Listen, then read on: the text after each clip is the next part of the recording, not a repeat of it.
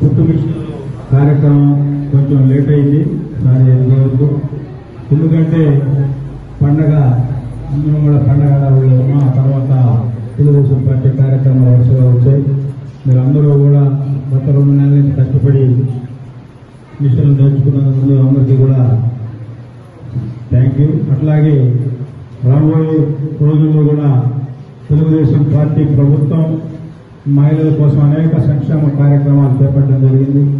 మీరు ఈ సంక్షేమ కార్యక్రమాలు గ్రామాల్లో మీరుండే కాలనీలో విరివిగా ప్రచారం చేసి రాబోయే తెలుగుదేశం పార్టీని ఆశీర్వదించాలని, అలాగే ఈ రాష్ట్రం సుభిక్షంగా ఉండాలన్నా, మీ పిల్లల భవిష్యత్తు బాగుండాలన్నా చంద్రబాబు నాయుడు గారి నాయకత్వం అయితేనే ఈ రాష్ట్రం బాగుపడుతుంది.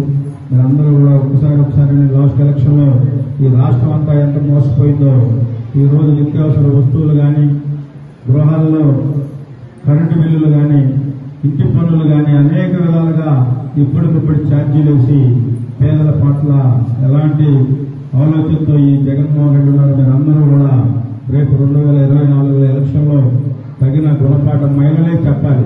ఆ రోజు మీ అందరినీ మోసం చేసే కార్యక్రమంలో భాగంగా మద్యపాన నిషేధం అని చెప్పి ఈ రోజు మహిళలు ఏ విధంగా కొన్ని ఇళ్లలో ఇబ్బందులు పడుతున్నారో మీరు అందరూ ప్రత్యక్షంగా చూస్తూ ఉంటారు.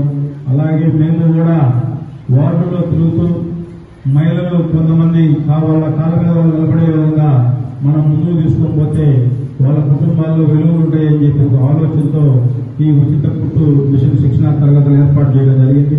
తప్పకుండా మీరందరూ ఆశీర్వదిస్తే మీ కుటుంబ సభ్యుడిగా రేపు 2024 ఎలక్షన్ లో ఎమ్మెల్యేగా అవకాశం ఇస్తే తప్పకుండా మీ అందరి రుణం కూడా తీసుకునే విధంగా నేను ఈ నియోజకవర్గంలో మీ అన్నగా మీ తమ్ముడుగా ఉండి మీ అందరూ సాధన బాధలో భాగస్వామి అవుతారని చెప్పి మీరందరూ ఆ విధంగా భావిస్తారని చెప్పి ఈ సందర్భంగా తెలియజేసుకుంటూ, తప్పకుండా ఎవరైతే మొన్ననే నేను ఎన్ఆర్ఐ టీడీపీ వాళ్ళ ఆధ్వర్యంలో వాళ్ళ ఆఫీస్కి వెళ్ళా, వాళ్ళు కూడా అక్కడ మంగళగిరిలో ఎవరైతే కుటుంబ మిషన్లు నేర్చుకున్నారో వాళ్ళకి గవర్నమెంట్ నుంచి టాటా కంపెనీ నుంచి మీ అందరికీ కూడా కాంట్రాక్ట్ తీసుకుని వచ్చి బేసిక్ గా వాళ్ళకి కావాల్సిన మెటీరియల్ మీరే స్టిచ్ చేసే కార్యక్రమం మంగళగిరిలో లోకేష్ బాబు గారు అలాంటి స్టార్ట్ చేశాడు.